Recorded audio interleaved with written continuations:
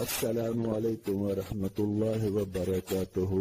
تمام تعریفیں رب تعالیٰ جل شانہ کے لیے ہیں، جس نے ہمیں پیدا کیا، جو ہماری تمام ضرورتوں کو پورا فرما رہے ہیں۔ ہماری ہدایت کے سامان کے لیے اللہ رب العزت نے 1,24,000 کے قریب پیغمبر بھیجے اور اپنے محبوب مکرم حضرت محمد رسول اللہ صلی اللہ علیہ وسلم کو سب سے آخر میں بھیجا اور اپنا دین اور اپنی رحمت کو مکمل کر دیا۔ لاکھوں کروڑوں اربوں خربوں درود و سلام علی محمد وعلی آلہ وصحابہ وبارک وسلم۔ آج ہماری گفتگو کا موضوع ہے علم سیکھنے کی اہمیت اور فضائل، اور چونکہ علم میں سب سے بہترین علم قرآن پاک کا ہے، اور اسی سے آج یہ موضوع شروع کرتے ہیں۔ ترمذی شریف حدیث نمبر 2907 حضرت عثمان بن عفان رضی اللہ عنہ سے روایت ہے، رسول مکرم صلی اللہ علیہ وسلم نے ارشاد فرمایا، تم میں سب سے بہتر شخص وہ ہے جو قرآن شریف سیکھے اور سکھائے۔ قرآن پاک سیکھنے کے مختلف مدارج ہیں۔ کمال اس کا یہ ہے کہ مطالب اور مقاصد سمیت سیکھے، اور ادنا درجہ اس کا یہ ہے کہ فقط الفاظ سیکھے۔ نبی مکرم صلی اللہ علیہ وسلم کا ایک ارشاد حضرت سعید بن سلیم رضی اللہ عنہ سے مرسلاً منقول ہے کہ جو شخص قرآن شریف کو حاصل کر لے، پھر کسی دوسرے شخص کو جو کوئی اور چیز عطا کیا گیا ہو اپنے سے افضل سمجھے، تو اس نے حق تعالی جل شانہ کے اس انعام کی جو اپنے کلام پاک کی وجہ سے اس پر فرمایا ہے تحقیر کی۔ اور کھلی ہوئی بات ہے، جب کلام الہی سب کلاموں سے افضل ہے تو اس کا پڑھنا پڑھانا یقیناً دوسری چیزوں سے افضل ہی ہے۔ ملا علی قاری رحمۃ اللہ علیہ نے نقل کیا ہے کہ جس شخص نے کلام پاک کو حاصل کر لیا، اس نے علوم نبوت کو اپنی پیشانی میں جمع کر لیا۔ حضرت سہل تستری رحمۃ اللہ علیہ فرماتے ہیں، حق تعالی جل شانہ سے محبت کی علامت یہ ہے کہ اس کے کلام پاک کی محبت دل میں ہو۔ شرح احیاء میں ان لوگوں کی فہرست میں جو قیامت کے ہولناک دن میں عرش کے سایہ کے نیچے رہیں گے، ان لوگوں کو بھی شمار کیا ہے جو مسلمانوں کے بچوں کو قرآن پاک کی تعلیم دیتے ہیں۔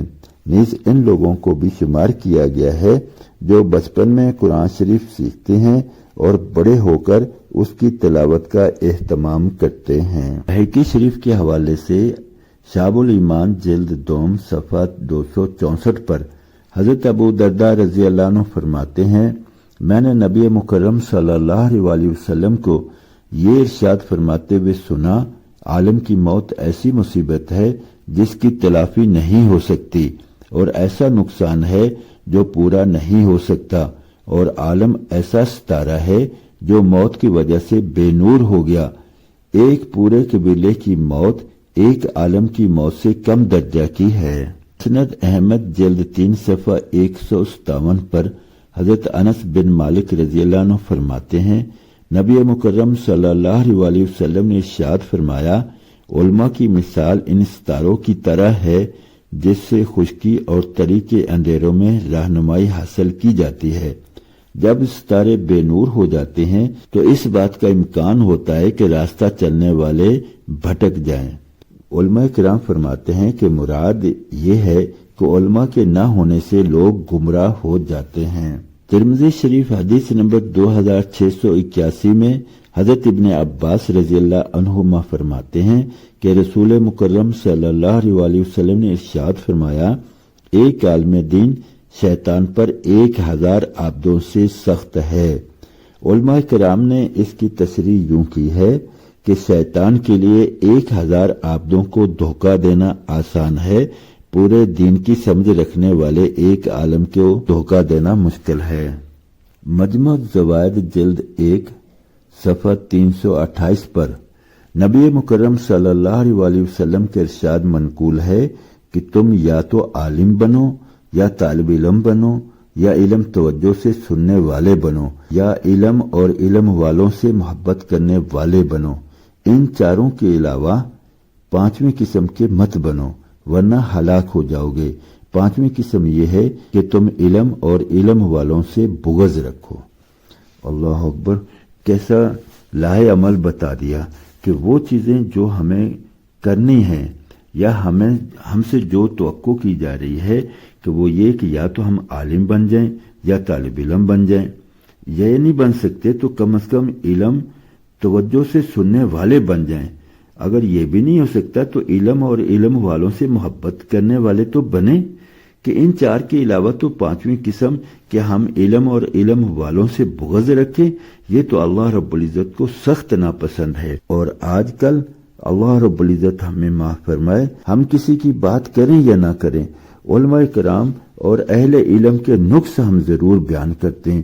یعنی جس بات سے نبی مکرم صلی اللہ علیہ وآلہ وسلم نے امت کو منع کیا تھا اسی کو ہم کر رہے ہیں. ٹھیک ہے، آدمی مصروف ہے، عالم نہیں بن سکتا تو کم از کم علم سیکھتا رہے، علم والوں کے پاس بیٹھا رہے تاکہ وہ طالب علم شمار ہو. کیونکہ یہ فرمایا گیا ہے کہ دنیا کی ہر چیز اللہ رب العزت کی رحمت سے دور ہے سوائے اس کے کہ وہ اللہ کا ذکر ہو یا اس کے قریب ہو، یعنی اس کی طرف متوجہ کرنے والے ہو، یا عالم ہو یا پھر طالب علم ہو. طالب علم بننا بہت آسان ہے، اس کے لیے عمر کی کوئی قید نہیں کہ جہاں علم کی بات مل رہی ہو وہاں نہایت توجہ سے ادب کے ساتھ بیٹھ کر اس کو سیکھتے رہیں. علماء کرام کی مجالس میں علم سیکھنے کی نیت سے بیٹھتے رہیں گے تو انشاءاللہ طالب علم شمار ہوں گے. اور چاہے روزانہ ایک لفظ سیکھیں یا ایک لفظ کی ادائیگی سیکھیں یا اس کا مطلب اور معنی اور مفہوم سمجھیں، کچھ بھی سیکھیں اور سیکھنے کی نیت کے ساتھ چلتے رہیں گے تو انشاءاللہ طالب علم شمار ہوں گے. جو طالب علمی کے زمانہ میں اس دنیا سے چلا جاتا ہے اس کی کیونکہ وہ سیکھ رہا ہے، سیکھنے کے درمیان جو غلطیاں ہوتی ہیں وہ رب تعالی جل شانہ معاف فرما دیتے ہیں. اور یہ بھی فرمایا کہ قیامت والے دن طالب علموں کو عالم و عمل کے طور پر اٹھایا جائے گا، انہیں شہداء کا رتبہ عطا کیا جائے گا. گزارش ہے کہ ان باتوں کو اپنے دوست احباب عزیز و اقارب تک پہنچائیں، انہیں بھی انہی علم کی طرف متوجہ کریں، سیکھنے کی اہمیت ان کے سامنے بیان کریں، بلکہ انہیں بھی دین کا علم سیکھنے کی طرف لوگوں کو متوجہ کرنے والا بنائیں.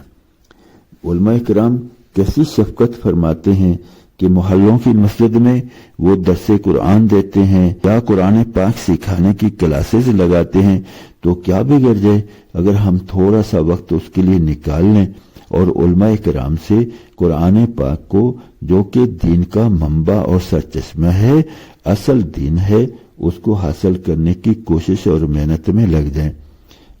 اللہ رب العزت مجھے، آپ کو اور ہم سب کو عمل کی توفیق عطا فرمائے. اب تک کے لیے اتنا ہی، انشاءاللہ ملتے ہیں اگلی ویڈیو میں. تب تک کے لیے اللہ حافظ. السلام علیکم ورحمۃ اللہ وبرکاتہ.